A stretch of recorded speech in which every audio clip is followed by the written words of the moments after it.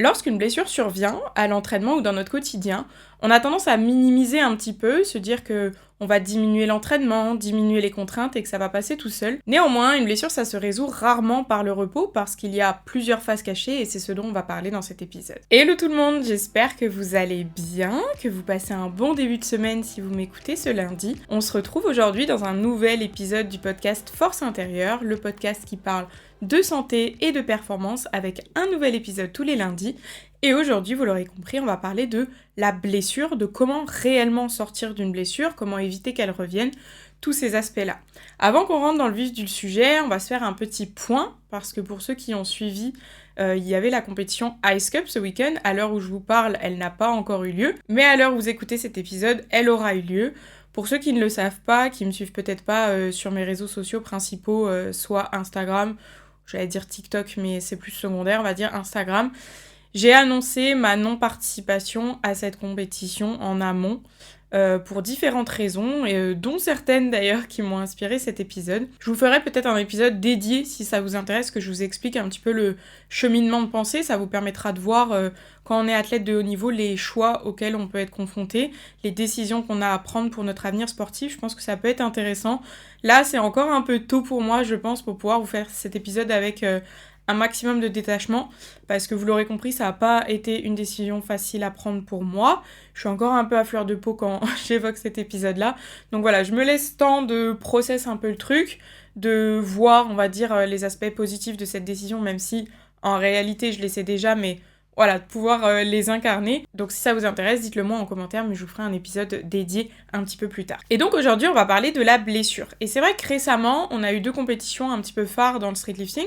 Donc on a eu la FNSL Elite, qui a eu lieu le week-end dernier, et la Ice Cup, qui a eu lieu ce week-end. Et qui dit compétition, dit gros entraînement, grosse prépa, vous le savez, à travers de ce que je vous partage ici, mais dit également blessure, bien souvent, malheureusement, blessure, risque de blessure, et je pense que cet épisode tombe à pic, parce que peut-être qu'il y a des athlètes qui m'écoutent, qui sont en plein dans ce processus de guérison de blessure, et je suis sûre qu'on va pouvoir vous apporter des éléments qui vous aideront pour la suite de votre carrière sportive dans cet épisode. Ce qu'il faut comprendre avec la blessure, c'est que bien souvent, la blessure arrive avant la douleur.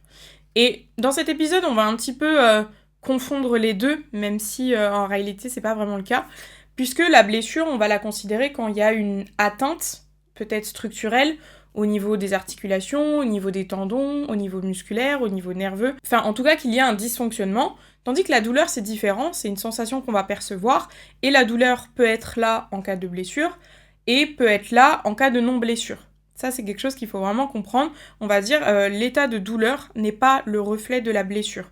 Donc ça, il faut vraiment comprendre ça pour cet épisode, parce que ça va vous aider à mieux comprendre la suite. Donc quand je vous dis que la blessure survient bien avant la douleur, c'est parce qu'il y a des cas où on peut être blessé et pas avoir de douleur, comme je viens de vous l'expliquer, et où que la douleur peut survenir ensuite. Quand on se blesse, on a tendance à incriminer un seul facteur. Par exemple, je sais pas, je me blesse en faisant mon dips, tac, je me blesse au pec, je me blesse à l'épaule, je vais me dire mince, j'ai fait une mauvaise technique, je me suis blessée, mince, j'ai mis trop lourd, je me suis blessée, mince, je suis descendue plus qu'il ne faut, je me suis blessée.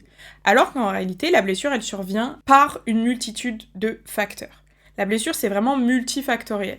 Ça veut dire, sur les études qu'on a fait au sujet de différentes blessures, on s'est aperçu qu'il y avait énormément de facteurs qui rentraient en jeu, et un seul facteur ne peut pas expliquer une blessure. Ça veut dire que là où vous pensez, par exemple, vous blesser, je vous ai cité des exemples précédents, mais parce que vous avez mis trop lourd, bah en réalité vous pouvez pas vous blesser juste parce que vous avez mis trop lourd. Et je pense que vous l'expérimentez même dans votre façon de vous entraîner, parce que peut-être qu'il y a des fois où vous avez mis trop lourd, vous n'avez pas réussi à passer votre répétition, et pour autant vous n'êtes pas blessé. Peut-être qu'il y a des fois où vous avez mis trop d'amplitude, vous n'êtes pas blessé non plus. Peut-être que des fois votre technique était pas belle, et pour autant vous n'êtes pas blessé non plus, et j'irai même plus loin que ça. On peut voir des fois sur Instagram, j'avais publié il y a longtemps un soulevé de terre de quelqu'un qui faisait un énorme dos rond, presque c'était un soulevé de terre jambes tendues, vous voyez, départ au sol, avec une ceinture qui servait à rien. Je pense qu'on a toujours tous déjà vu ce type de vidéo, où ça fait un peu mal aux yeux et on se dit il va se blesser, etc. Et pour autant, il ne se blesse pas. Donc c'est bien signe, en fait, c'est pour vous faire comprendre que la blessure n'est pas liée à un seul facteur. Et en réalité, ce qui va conduire à la blessure, c'est la multitude de facteurs qui se rajoutent. Donc si vous mettez à la fois trop lourd, si vous n'avez pas une technique adaptée, si vous n'avez pas une alimentation adaptée, si vous avez une mauvaise récupération, si vous avez du stress, si vous êtes surmené, si vous avez un historique de blessure, si vous avez l'appréhension aussi de vous blesser, enfin, il y a toute une multitude de facteurs qui rentrent en jeu et qui peuvent causer la blessure. Et on comprendra donc que en maîtrisant la plupart des facteurs qui peuvent être maîtrisés, on réduit drastiquement son risque de blessure. C'est pour ça d'ailleurs que quand on fait du sport, j'allais dire à haut niveau, mais en tout cas avec rigueur et discipline, pas forcément à haut niveau, on a quand même des bases de recommandations qui vont être de bien s'échauffer, de bien s'alimenter, de bien s'hydrater, de penser à tout ce qui est micronutrition, avec les électrolytes par exemple, d'apprendre la technique avant de vouloir charger, d'être progressif sur ses mouvements. Tout ça, en fait, ça va participer à diminuer ce risque de blessure, puisque, plus vous maîtrisez des éléments de façon quotidienne dans vos entraînements, plus le fait qu'il y ait un facteur qui prédispose n'entraînera pas de blessure. Si tout est carré, on va dire, de manière générale, et que, un jour, votre technique, elle est pourrie parce que vous vous êtes pas concentré, vous ne vous blesserez pas forcément, parce que tout le reste est maîtrisé. Et inversement, si un jour vous mettez trop lourd, si on prend l'exemple des compétitions, où là, de toute façon, c'est le but de mettre lourd, vous mettez trop lourd, vous risquez pas de vous blesser, parce que tout le reste est maîtrisé, et juste, vous allez peut-être pas passer la répétition, parce que vous n'avez pas la force nécessaire, ou en tout cas le déploiement de force nécessaire sur ce moment-là. Et il y a un point que je voulais également discuter avec vous, c'est que, vous l'aurez compris, la blessure, c'est quelque chose, on va dire, de factuel dans les faits, enfin une lésion en tout cas, mais il y a aussi la perception qu'on a de cette blessure. Et la perception de la blessure, elle peut être un peu trompeuse. Parce que la perception, on va dire, il y a beaucoup de choses qui rentrent en compte. Souvent, il y a quand même l'intensité de la douleur. Parce qu'on a beau le savoir que c'est pas parce qu'on a très mal que c'est très grave, c'est difficile, on va dire, de l'intérioriser quand on le ressent soi-même, pour l'avoir déjà vécu plusieurs fois. Bon, maintenant, je relativise, je sais, mais on va dire la première fois, alors même que je suis kiné, que j'accompagne des patients tous les jours pour ça, la première fois que j'ai eu une intense douleur, pour moi c'était catastrophique. Je vous ai déjà expliqué, je sais plus dans quel épisode c'était, mais mon épisode là avec mes douleurs au dos, j'avais l'impression que c'était catastrophique parce que quand c'est la première fois que tu es confronté à une douleur aussi vive, c'est difficile de relativiser en se disant c'est pas forcément grave. Mais du coup, la douleur joue un rôle sur la perception et il y a un petit peu aussi tout ce que ça représente. Parce que quand par exemple vous êtes dévoué à votre sport, que vous vivez un peu pour votre sport, que vous peut-être travaillez même dans votre sport, etc., la blessure, ça va pas avoir le même impact sur votre quotidien, sur votre vie en général, que si vous vous entraînez de temps en temps, mais que si demain on vous enlève l'entraînement, ça ne change pas grand-chose. Donc il y a plein de choses qui peuvent rentrer en compte dans la perception de la blessure, parce que 2 cas de figure. Premier cas de figure, vos tissus ont récupéré avant votre cerveau. Dans le sens où votre blessure est guérie, les structures qui étaient lésées sont guéries, ont récupéré, mais vous avez toujours cette appréhension de la douleur, vous avez toujours ce traumatisme, si je puis me permettre, de la blessure et de la douleur, et ça va vous impacter dans votre quotidien. Comment ça peut se manifester ?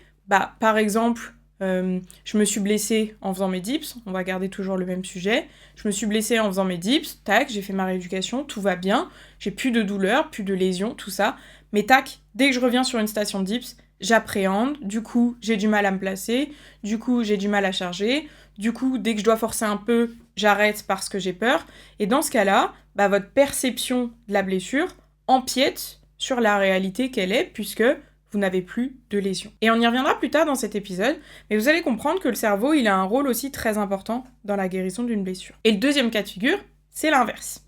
C'est, vous n'avez plus de douleur, vous avez l'impression d'avoir complètement récupéré, pas de douleur, pas d'appréhension, tac, et vous recommencez à fond la caisse sur vos mouvements, alors que même vos structures n'ont pas suffisamment récupéré. Et ça peut être piège parce que on va retourner un peu à l'entraînement comme si de rien n'était, en faisant moins d'attention, en chargeant peut-être comme on avait l'habitude de charger avant la blessure. Et là, le risque de blessure et de rechute va être beaucoup plus élevé. Et c'est aussi pour ce sujet-là que j'ai choisi de faire cet épisode, parce que on a souvent tendance à croire que la blessure, c'est quelque chose de structurel uniquement, alors qu'en réalité, il y a plein de facteurs qui rentrent en jeu, il y a plein de choses sur lesquelles travailler pour revenir complètement à l'état antérieur, ou du moins ne plus être limité dans son quotidien par une blessure antérieure ou par les lésions qui peuvent persister ensuite. Alors, qu'est-ce qui fait qu'une blessure peut parfois durer plusieurs mois, alors que la lésion pour laquelle la blessure est survenue devrait être guérie beaucoup plus rapidement? La première chose, c'est ce que je vous disais en introduction. Souvent, quand on se blesse, on se dit « ok, repos ». Et on a aussi encore des professionnels qui, malheureusement, alimentent un petit peu cette croyance-là de « tu t'es blessé, repos, on attend que ça se passe, et ensuite on retourne à l'entraînement ». Le problème de cette étape-là, c'est que le repos, ça peut certes calmer l'inflammation, calmer la douleur, parce qu'on va plus insister dessus, mais ça va pas reconditionner vos tissus, et ça va pas les réparer. Donc qu'est-ce qui se passe quand vous vous mettez au repos ?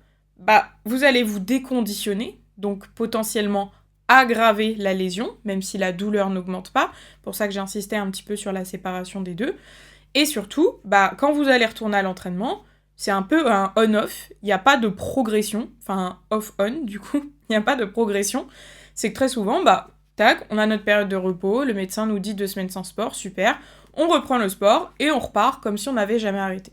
Donc en plus de s'être déconditionné, on retourne à l'entraînement et on vient mettre une surcharge d'un coup, donc non progressive, et là le risque de récidive, il est beaucoup plus important. Et avec ce retour à l'entraînement, on va faire que chroniciser la douleur, chroniciser la blessure, parce que potentiellement la douleur risque de revenir, on va avoir encore plus d'incapacité fonctionnelle, et c'est aussi là qu'on commence à instaurer un petit peu des croyances au niveau de son cerveau que on va jamais récupérer complètement, qu'on aura toujours des séquelles et qu'on va devoir vivre avec. Ça, combien de patients j'ai accompagnés qui venaient me voir et qui me disaient « Bon, on peut faire quelque chose ensemble, mais je sais que j'aurai toujours mal, on m'a toujours dit que ce serait comme ça. » Et c'est des patients qui, au départ, n'avaient pas de blessures ou de lésions catastrophiques, dans le sens où il y a des pathologies qu'on connaît et qui font que, effectivement, tu as des séquelles à vie, qui sont des pathologies, on va dire, chroniques, c'est plus dans ce sens-là, que je vous fasse pas peur avec mon discours non plus, mais il y a des pathologies chroniques. Donc, qui dit pathologie chronique, c'est des pathologies qui ne se guérissent pas et avec lesquelles il faut concilier. Donc, on peut jouer sur tout l'aspect douleur, l'aspect symptômes, mais voilà, c'est des pathologies qui ne se guérissent pas. Donc, il faut juste apprendre à moduler, mais elles resteront toujours là en fond. Alors qu'il y a des patients qui ont des pathologies qui sont dites aiguës, donc qui sont temporaires et qui se résolvent très bien, et qui pensent et qui vivent même avec des fois des douleurs et des lésions sur, je vous disais plusieurs mois, mais en réalité ça peut même être parfois plusieurs années, parce qu'il y a cette croyance qui s'est instaurée, il y a cet apprentissage de la douleur qui a été intégré, et même si la lésion n'est plus réellement là, on va dire, toutes les structures ont un peu agi en protection et en apprenant la douleur. Ce qui fait que chez ces personnes-là, chaque mouvement est parfois douloureux. Les autres erreurs que je vois très souvent et qui participent à la durée de la blessure, ça va être d'essayer de traiter que la cause. C'est-à-dire, j'ai un patient qui vient me voir, qui s'est fait, on va rester dips, on va rester pec, on va rester épaule. Comme ça, on s'éparpille pas, mais hop, patient qui vient me voir, tac, lésion musculaire au niveau du pec, en faisant du dips. Donc pas des insertions, etc. On va pas aller dans les cas extrêmes, mais tac, lésion musculaire au niveau des pecs liée au dips. Si je traite que la blessure, qu'est-ce que je vais faire ? Je vais venir travailler sur le pec, on va faire en sorte de réparer les fibres musculaires, de renforcer le pec, etc. Et c'est une étape qui sera amplement nécessaire, évidemment, mais pas suffisante. Pourquoi ? Parce que mon patient qui s'est blessé au pec, il faut comprendre pourquoi il s'est blessé au pec. Je vous expliquais tout à l'heure qu'il y a de multiples facteurs qui font qu'on arrive à la lésion. Et en fait, si je traite la lésion elle-même, il aura beau être réparé de tout ce qu'on veut, avoir un pec solide pour assumer les dips, s'il est reconfronté aux mêmes facteurs qui l'ont prédisposé à la blessure et que je ne les ai pas identifiés et que je ne l'ai pas aidé à traiter, c'est très probable qu'il puisse se reblesser par la suite. Et ça, c'est une erreur que je vois énormément, c'est de se concentrer uniquement sur le problème en lui-même et de ne pas chercher la cause qui a été à ce problème. Parce que là, dans ce cas-là, je vous ai expliqué différents facteurs, mais il faudrait regarder aussi sa technique de dips, parce que probablement qu'on peut l'optimiser pour éviter de surcharger au niveau des pecs. Il faut regarder sa programmation, peut-être qu'il n'était pas du tout progressif et que, dans un but de compétition, etc., il s'est surchargé d'un coup et que c'est là que ça a pété également. Il faut regarder la récupération, parce que encore plus quand on a des athlètes qui vont faire de la compétition, qui s'entraînent de façon acharnée, assidue, avec des objectifs, c'est très important d'aller voir la récupération. Je vous ai déjà fait pas mal de sujets là-dessus, enfin de sujets de podcast là-dessus, parce que c'est quelque chose qui est énormément sous-coté et qui pour autant va participer grandement à la longévité de votre athlète. Il faut regarder aussi la confiance qu'il a sur ses mouvements. Est-ce que, je sais pas, il s'était déjà blessé dans le passé sur son mouvement de dips? Est-ce qu'il n'y a pas cet apprentissage de la douleur qui fait que du coup, sur son mouvement, il va tendance à forcer peut-être moins un côté? Admettons, vous voyez, ce patient, il s'était déjà blessé de l'autre côté sur le pec. Peut-être que du coup, il a tendance à surcharger un côté à chaque dips, et que là, pour ce coup-là, ça a pété. Donc c'est très important de regarder cet aspect-là aussi. Ensuite, on peut regarder son quotidien. Est-ce qu'il n'a pas trop de stress dans son quotidien, de manière générale, ce qui fait que le corps récupère pas et qu'il va y avoir un impact sur les entraînements? Est-ce que dans sa programmation, il y a suffisamment de variations? C'est vrai qu'en streetlifting, on a un sport où on a 4 mouvements, on reste bien dans l'axe. Enfin, je veux dire, c'est des mouvements qui sont pas variés. Dans le sens où, si je prends d'autres disciplines, par exemple le crossfit, on a beaucoup de mouvements qui sont très variés. J'ai pas d'autres exemples en tête, mais en vrai, dans tous les sports, je veux dire, il y a une certaine variabilité. Enfin, dans certains sports plus que d'autres. Nous, dans le street, c'est nos mouvements typiques. Donc, il suffit que ce patient, en plus, fasse très peu de renfo, aucune autre activité. Et ça veut dire que dès qu'il sort de son cadre, de son dips, sur sa station, dans l'axe, avec le tempo suivant, le corps, il est plus du tout adapté. Et ça, on peut le retrouver, par exemple... Alors, j'avoue que sur le pec, j'ai peut-être moins d'exemples qui me viennent, donc on va changer un tout petit peu l'exemple, juste pour que je vous explique ça. Mais admettons, mon patient, il fait que du streetlifting. Il fait que du streetlifting. Sur les jambes, il fait que du squat. Pareil, squat bien dans l'axe, tempo contrôlé, charge, temps de repos, etc. Et que du jour au lendemain, je sais pas, il décide d'aller taper un foot, alors qu'il en a jamais fait, et que jusqu'à maintenant, il a fait que du street. Vous comprenez bien que les contraintes, c'est pas du tout les mêmes, et que potentiellement, s'il s'échauffe pas bien, si on met pas en place pas mal de facteurs qui puissent réduire le risque de blessure, on peut risquer un peu plus facilement la blessure parce que son corps n'est pas fait pour pouvoir faire un foot. Alors rassurez-vous, l'idée c'est pas de vous dire si vous faites du street, ne faites surtout pas de foot, c'est pas ça que je veux dire, mais c'est que la variation c'est important. C'est plus là-dessus que je veux insister, c'est-à-dire que la variation, même dans vos renfos, l'idée c'est pas forcément d'aller faire du foot si on n'a pas envie de faire du foot, c'est pas ça que je veux vous dire, mais c'est bien de s'exposer à d'autres types d'activités, à d'autres façons de faire, à des renfos, même sur vos renfos en vrai.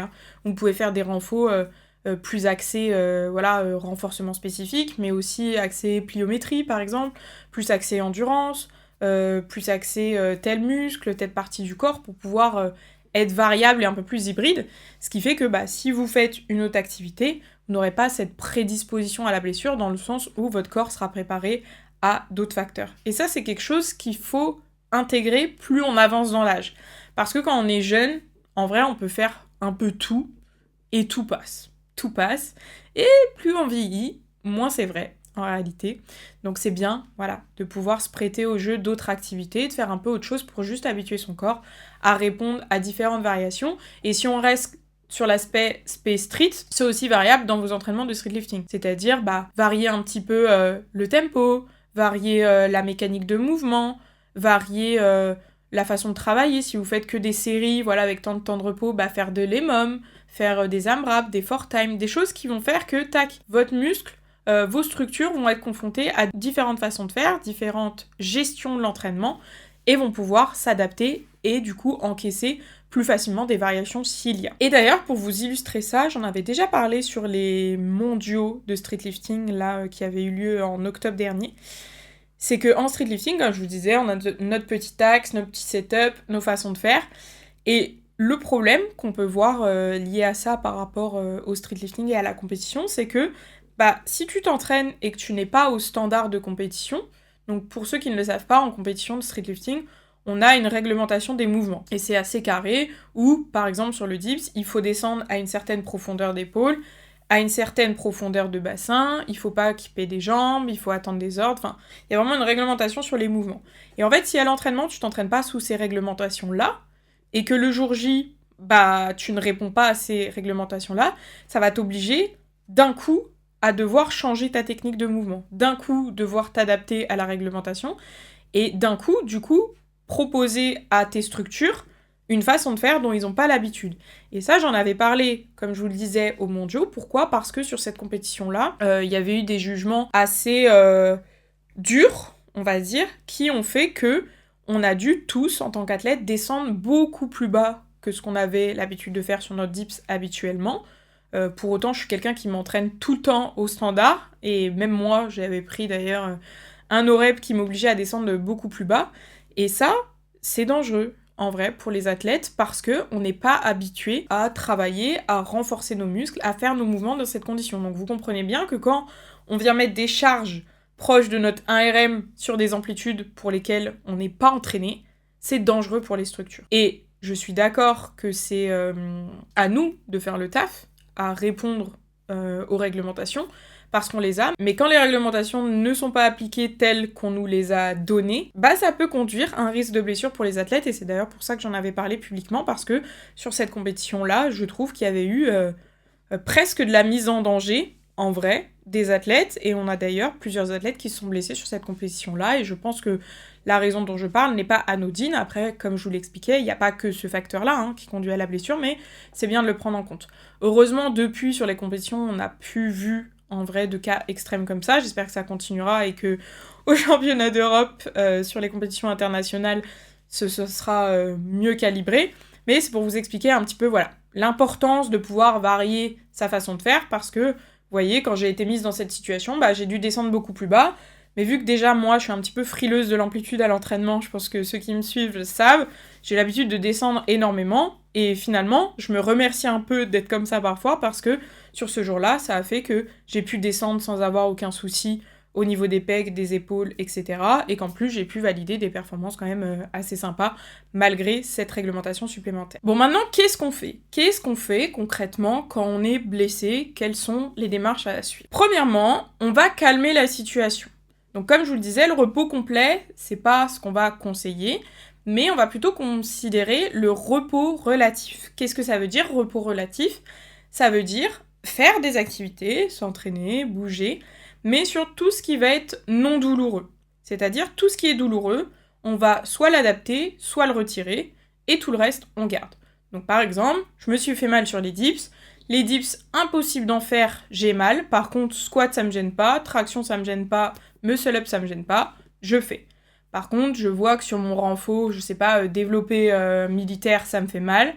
Soit je réduis l'amplitude, si ça passe, soit je réduis la charge, si ça passe, soit si ça passe pas, on enlève. Ça, c'est la première phase. Ça va nous permettre de réduire l'irritabilité, de pas surrajouter de la contrainte sur la zone lésée, et de pouvoir laisser un petit peu le temps de récupérer, sans pour autant se déconditionner. En même temps que cette phase-là, ça va être important de jouer sur le sommeil, en fait sur tout ce qui est hygiène de vie.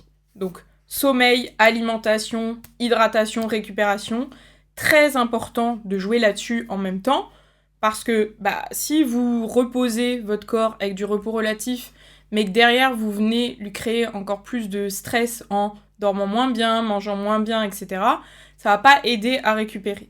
Donc je vous conseille même l'alimentation anti-inflammatoire. Enfin, en vrai, j'ai envie de vous la conseiller même tout le temps. Ce type d'alimentation, quand on fait du sport à haute intensité, c'est vraiment ce qu'il faut privilégier, parce que c'est ce qui va vous permettre de baisser l'inflammation générale de votre corps, là où, quand on s'entraîne, on en apporte, mine de rien, à notre corps. Il a besoin de ça aussi pour s'adapter. Mais pouvoir contrebalancer avec une alimentation anti-inflammatoire, c'est plus que nécessaire, donc ça je vous la conseille même tout le temps, mais on va dire, faites-y d'autant plus attention lorsque vous êtes sous période de blessure. Une fois l'irritabilité, la sensibilité maîtrisée, les seuils de douleur diminués, on va recharger progressivement.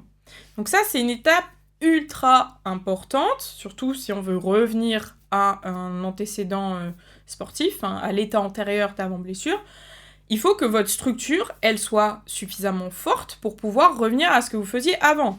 J'ai ma lésion au niveau du pec, il faut que je vienne recharger, que je vienne créer des adaptations au niveau de mon pec pour que, déjà, il se soigne, que la lésion soit maîtrisée, mais pour qu'il soit plus fort, parce que visiblement, là, il n'était pas assez fort pour ce que je lui ai appliqué, en tout cas dans les conditions que je lui ai appliquées, et pour ne pas que ça revienne, on va le renforcer pour pouvoir mieux gérer face à cette situation la prochaine fois. Donc qui dit remise en charge progressive, qu'est-ce que ça veut dire ? Ça veut dire qu'on va charger progressivement le muscle, le tendon, ce que vous voulez, la zone de lésion, tout simplement, pour créer des adaptations qui nous serviront par la suite. Donc c'est très important d'avoir cette notion de progressivité dont je vous parlais, parce que on peut pas se permettre d'avoir un on-off.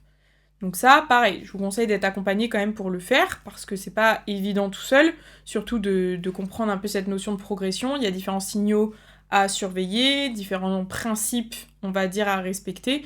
Donc c'est mieux d'être encadré, mais dans tous les cas, voilà, on respecte une zone de progression, que ce soit sur la charge qu'on applique sur la zone de lésion, que ce soit sur l'amplitude, que ce soit sur le tempo, sur le volume, sur l'intensité. Enfin, il y a plein de choses qui rentrent en jeu et pour lesquelles on doit faire attention d'être progressif. La troisième étape qu'on ne va surtout pas négliger, mais qui a pourtant tendance à l'être, c'est redonner confiance et travailler un peu sur le processus psychologique.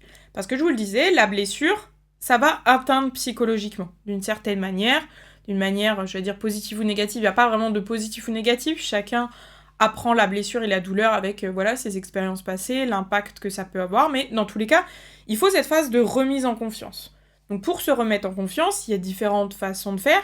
L'exposition et la remise en charge progressive, c'est aussi ce qui va permettre de redonner confiance, parce que évidemment, déjà, ce serait pas bien pour vos structures, je vous l'ai expliqué, de passer d'un off à un on, mais ce serait même pas bien psychologiquement. Quand on s'est blessé, on s'est fait mal sur un mouvement à un moment donné, si on retourne sur le même mouvement avec la même charge, les mêmes conditions, sans avoir travaillé en amont, c'est normal d'avoir une appréhension. Donc pouvoir se réexposer graduellement, donc par exemple, toujours on garde notre blessure sur les dips, rien que refaire des dips, peut-être dans une demi-amplitude, dans un premier temps, se dire « Ok, je suis capable de le faire sans douleur dans une demi-amplitude, je me sens bien ». On fait ça quelques temps, ensuite on réintroduit un peu plus d'amplitude, un petit peu plus bas, super, je me sens bien, je mets de la charge, ok, je me sens bien, je mets du volume, et ainsi de suite. Ça va permettre de donner confiance. Donc il y a cet aspect de je me réexpose, je prends confiance. Il y a aussi l'aspect de comprendre où on en est dans le processus de guérison. C'est pour ça que moi, avec les athlètes que j'accompagne, je leur dis toujours, posez-moi toutes les questions que vous voulez. Des fois, j'ai pas forcément la réponse exacte, parce que la science, la récupération, tout ça n'est pas une science exacte. Je peux pas te dire, par exemple, tel jour, je sais pas, le 1er juin à 12h30, tu seras guéri, vous voyez. Mais en tout cas, j'essaie de rassurer le plus possible, de pouvoir donner le maximum d'éléments, parce que c'est ça aussi qui va participer à la confiance de mon athlète pour pouvoir se remettre sur le mouvement, ne pas appréhender et pouvoir se sentir confiant après une blessure. Donc il y a cet aspect-là. Et il y a aussi l'aspect mental de pouvoir juste travailler, de ok, je me suis réexposée, ok, j'ai compris ce qui m'était arrivé en termes de blessure et j'ai compris que là ça allait mieux, que je peux me réexposer.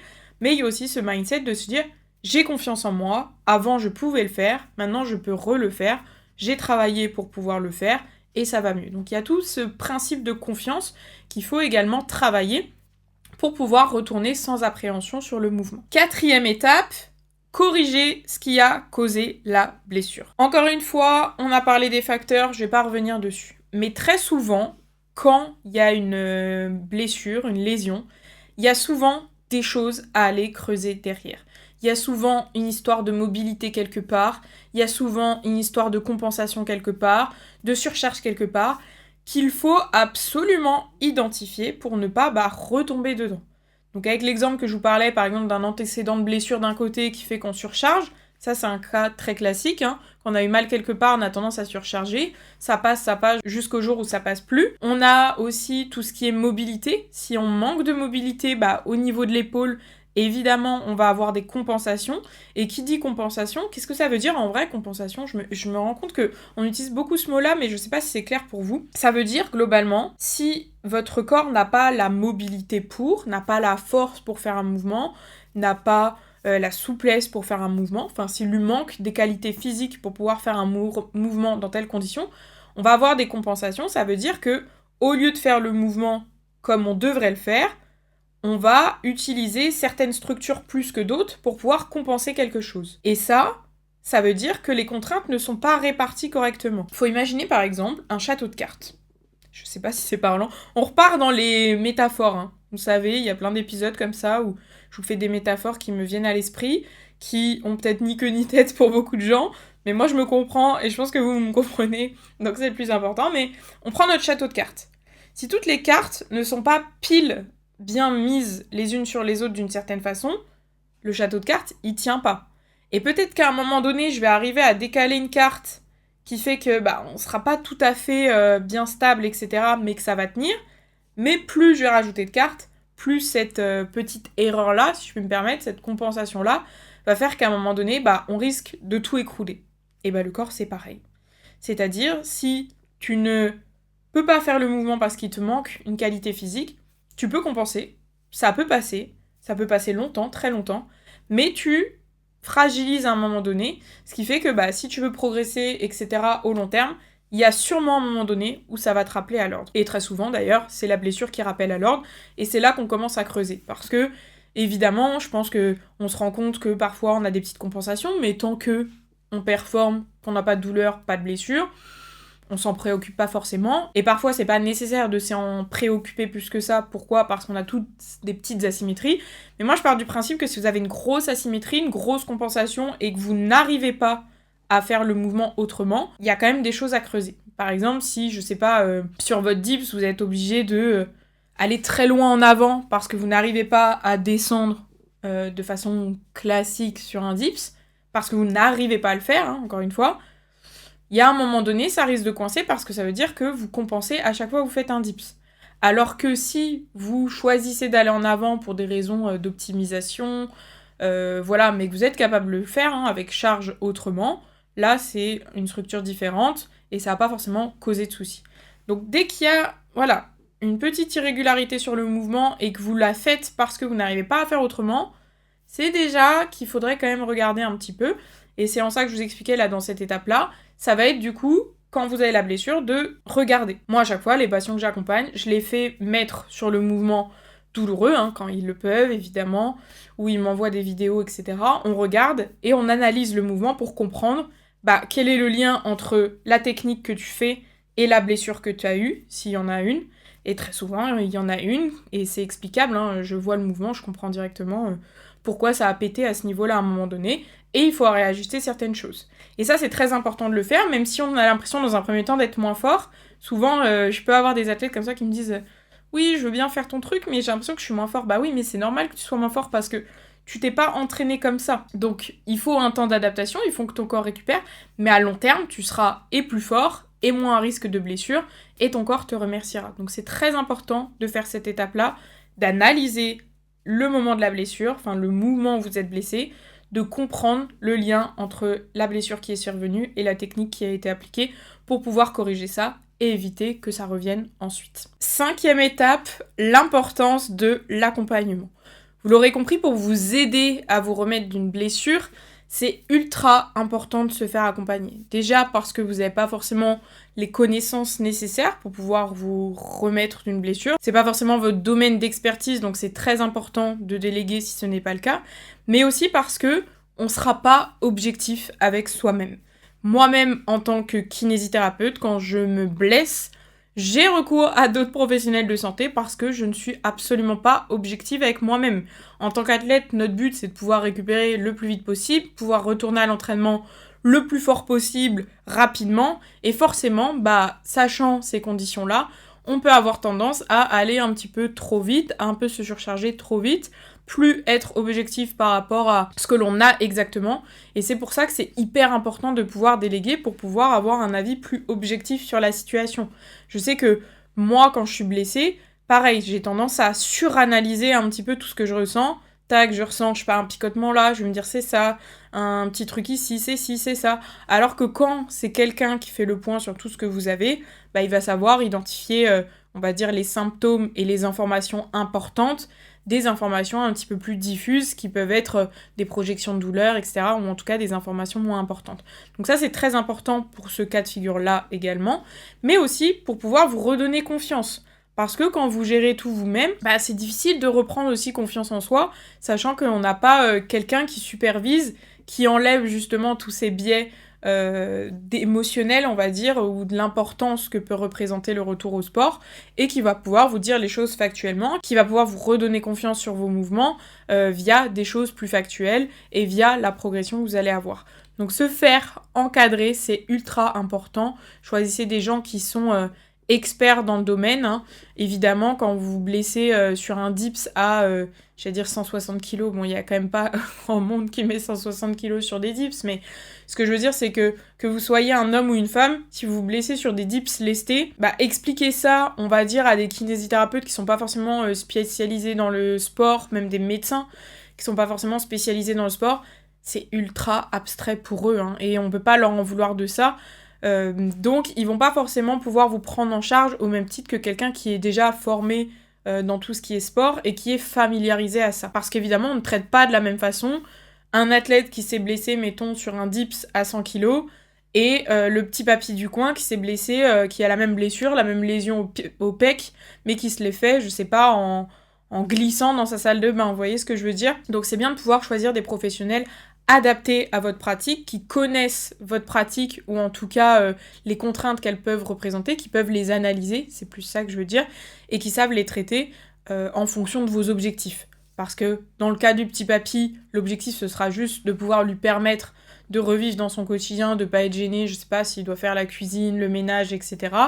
Alors que dans le cas de notre athlète à 100 kg sur ses dips, le but c'est de pouvoir le remettre à la compétition et de pouvoir même augmenter la charge. Vous comprenez bien que la façon de traiter sera ultra différente, alors que pour autant on peut avoir le même type de lésion. La 6e étape qui va être d'une aide précieuse, ça va être la complémentation adaptée à votre blessure. En tant que sportif aguerri, avec rigueur, discipline, etc. C'est hyper important, en vrai, d'avoir des compléments pour pouvoir soutenir notre entraînement. Pourquoi ? Parce que même si on a une alimentation hyper carrée, dans notre mode de fonctionnement, dans notre société et par rapport aux contraintes qu'on met au sport, il y a forcément des petites choses qui manquent et qui peuvent vous aider via la complémentation. Donc là, on va pas faire un épisode exprès sur la complémentation, mais vous savez qu'il y a plein de choses qui peuvent aider pour avoir votre quota en protéines, pour avoir votre quota en oméga 3, pour avoir votre récupération. Je vous ai parlé du ZMB dans l'épisode de la semaine dernière, donc n'hésitez pas si vous voulez revoir à ce sujet-là. Mais en cas de blessure, il y a aussi d'autres compléments qui vont être d'autant plus importants. Moi, j'ai tendance à recommander à mes athlètes de façon générale de prendre du collagène à l'année. Pourquoi ? Parce que on fait quand même un sport qui demande énormément de contraintes, énormément de surcharge sur nos articulations, etc. Donc c'est bien d'avoir du collagène qui va pouvoir soutenir le renforcement qu'on fait avec l'entraînement. Donc ça, je le conseille plutôt à l'année. Mais on va dire que quand vous êtes blessé, ça va être d'autant plus important. Donc si vous êtes blessé et que vous ne prenez pas de collagène, attention, parce que ça pourrait en fait vraiment vous aider. C'est pas miraculeux évidemment, mais en soutien d'une rééducation adaptée, ça va être ultra intéressant et ça va pouvoir réellement vous aider. Ce qui vous aidera également, ça va être tout ce qui est oméga 3, puisque ça soutient la santé immunitaire et qu'on sait les oméga 3 dans l'alimentation, c'est très rare en vrai qu'on ait le quota qu'il faut journalier, à moins que vous mangiez énormément de poissons gras, de choses comme ça, mais c'est assez rare. Donc oméga 3, ça va être ultra important. Tout ce qui est magnésium, pareil pour la récupération musculaire et nerveuse, mais ça vous le retrouvez aussi dans le complexe ZMB par exemple. La glycine aussi, ça va être très important pour la récupération. Et d'ailleurs sur Nutrimuscle, donc la marque avec laquelle je collabore maintenant, qui est une marque vraiment de qualité, je vous mettrai d'ailleurs le lien et mon code promo pour que vous ayez un maximum de réduction et que vous puissiez me soutenir également dans votre choix de compléments. Ils font des packs qui sont adaptés à différents objectifs. Et j'ai vu qu'ils avaient fait un pack qui était mobilité, je crois que c'est le nom. Et c'est très intéressant ce qu'il y a dedans, puisque vous avez le collagène, vous avez la curcumine et les oméga 3. Donc en fait, c'est 3 compléments qui vous aident d'un point de vue articulaire à mieux récupérer, à mieux se renforcer. Donc ultra intéressant quand vous êtes sous blessure. Et ils font aussi un pack récupération que j'avais trouvé ultra intéressant, où vous avez le ZMB et 2 autres compléments qui vont vous aider à mieux récupérer. Je crois qu'on retrouve le collagène également et l'ashwagandha qui va aider sur ce qui est endormissement, abaissement d'anxiété et basculement dans la phase de récupération. Dans tous les cas, je vous mets les liens de tout ça en description puisque je vous ai fait des wishlists par catégorie avec les compléments que je trouve vraiment intéressants et je vous ai pas mis ceux que je juge un peu plus superflus. Donc voilà, les compléments, ça peut vraiment venir en complément de tout ce que je vous ai expliqué juste avant. Ça va venir soutenir un petit peu votre travail et ça peut vous aider à récupérer également plus vite. Je suis désolée, je parle un petit peu vite, mais là je vois la caméra qui me fait des grands warnings, elle est en train de surchauffer, donc j'essaye de finir rapidement. J'espère que cet épisode vous a plu, n'hésitez pas à me dire ce que vous en pensez, à mettre un petit like, commenter, vous savez, pour pouvoir me soutenir. Je vous fais des gros bisous et on se dit à la semaine prochaine. Bye bye!